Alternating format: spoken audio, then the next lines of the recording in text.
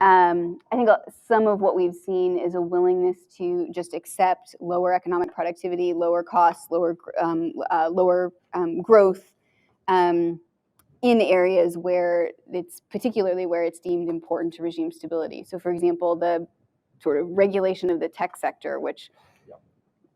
could really stifle innovation, the tightening political control at universities across China, right? These are things that generally we think maybe aren't great for innovation and economic growth,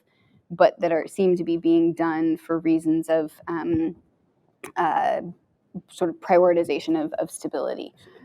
There's been a really active effort to bring, to recruit people back through various mechanisms. Xi Jinping has talked particularly about AI and tech talent as a sort of a really important national imperative, and so I think there is a sort of personnel and sort of human capital element of that is interesting and potentially kind of cuts against, right, then creating an environment that is not as conducive to innovation once people do return in either the private sector or or university research. And so